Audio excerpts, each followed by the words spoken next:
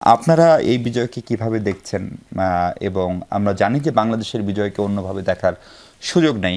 কিন্তু আমার খুবই মনে আছে আপনি নিজে এই শোতে এসেও যিনি সভাপতি নির্বাচিত হলেন তাকে নিয়ে সমালোচনা করেছেন। তার অতীত এবং তার সঙ্গে বর্তমান ক্ষমতাসীন দলের সম্পর্ক সেগুলো নিয়ে কথা বলেছেন।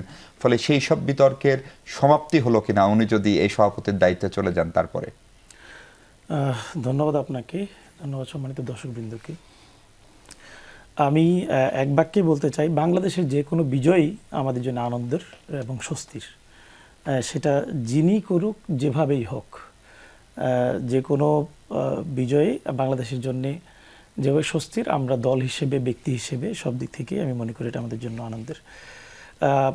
একই সাথে বিশেষভাবেই ডক্টর খলিল রহমানকে মানে একটু জায়গায় রাখা যায়, কারণ তিনি আসলে একটার পর একটা রেকর্ড করে যাচ্ছেন।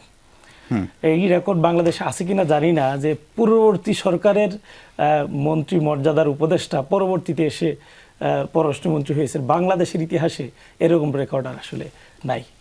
এবং একই ব্যক্তি আবার মানে মোটামুটি বাংলাদেশের 40 বছর পরে যিনি জাতিসংঘ সাধারণ পরিষদের সভাপতি হলেন, এটা একটা বড় রেকর্ড। সুতরাং উনি রেকর্ডের অধিকারী। ওনার হিস্ট্রিক্যাল ব্যাকগ্রাউন্ড দেখলাম যে আসলে উনি আগে থেকে কিছু রেকর্ড ধারণ করেন এই ধরনের বিভিন্ন রকম। সুতরাং ওনাকে আসলে ধন্যবাদ না দিয়ে আর উপায় নেই আসলে। তবে সব রেকর্ডই সবসময় স্বস্তির হয় না। তিনি একই সাথে যেভাবে এই রেকর্ড করেছেন, আবার ইউএসের সাথে এআরটি যে চুক্তি, এই চুক্তি বাস্তবায়ন করার জন্য কিন্তু মুখ্য ভূমিকা তিনি পালন করেছেন। আমি মনে করি এই সব কিছু মিলিয়েই এটা এক ধরনের পুরস্কারও বটে। উনি যে সাধারণ পরিষদের সভাপতি হলেন, এটা কূটনৈতিক তৎপরতা, প্রচারণা, আর এবারের সভাপতির পদটা এই সাউথ এশিয়ান জন্য, কন্টিনেন্টের জন্য ছিল। এই ইস্যু সব মিলে এর পাশাপাশি আবার এই ধরনের মানে সফলতা চুক্তিকেন্দ্রিক, আমি মনে করি এইটারও একটা ইফেক্ট এর পড়াটা অস্বাভাবিক আমি মনে করি না এই জায়গা থেকে। কিন্তু ধরেন এই চুক্তিটা যখন সই হয় ৯ ফেব্রুয়ারি নির্বাচনের ৩ দিন আগে, এই আজকের যিনি পররাষ্ট্রমন্ত্রী তিনি যদি তখন মুখ্য ভূমিকা পালন করেও থাকেন জাতীয় নিরাপত্তা উপদেষ্টা হিসেবে, তিনি আমাদেরকে বলেছেন এই চুক্তি করার আগে বড় দুই দল, নাম বলেননি কিন্তু বিএনপি এবং জামাত, এবং তাদের শীর্ষ নেতাদের সম্মতি নেওয়া হয়েছিল। আমি জানি আপনি বলবেন জামাতের আমির ডক্টর শফিকুর রহমান তিনি স্পষ্ট করে বলেছেন সরকারের সঙ্গে তার কোনো আলোচনা হয়নি এই বিষয়ে। উনি হয়তো সত্যিই বলছেন, কিন্তু মার্কিন যুক্তরাষ্ট্রের তরফ থেকেও তো বিএনপি প্রধান এবং জামাত প্রধানের সঙ্গে কোনো যোগাযোগ হয়ে থাকতে পারে, বিশেষ করে তাদের ট্রেড অফিসের পক্ষ থেকে, এবং তেমনটা হয়েছিল বলেও অনেকে মনে করেন। সেক্ষেত্রে কি বলবেন? দেখুন, অনেকেই মনে করা আর জামাতের আমির স্পষ্ট করে বলা, দুটোর মধ্যে কিন্তু পার্থক্য আছে। জামাতের আমির কিন্তু এটা বলেননি যে আমার সঙ্গে যুক্তরাষ্ট্রের কোনো যোগাযোগ হয়নি। এই প্রসঙ্গ আসেনি, সে কারণে উত্তর দেননি, যে কারণে এটা আপনি বলতে পারেন না যে ধরনের কথা হয়েছে। আর আমি মনে করি যে যদি জামাতের সাথে বা বিএনপির সাথে ডক্টর খলিল রহমান কথা বলেও থাকেন, খলিল রহমান না, খলিল রহমান বা তার অফিস বা তিনি তার কূটনৈতিক মধ্য দিয়ে এই আলোচনায় নিয়ে এসে থাকেন, এটাও এক ধরনের আমি মনে করি তার জন্য তখনকার সময় সফলতা ছিল। এবং তিনি এই চুক্তি আদায় করার জন্য যেভাবে বলা দরকার, যে কাজটুকু করা দরকার, মানে সেটাই হয়তো তখন করেছেন। সেই প্রসঙ্গে আমি খুব বেশি যাচ্ছি না।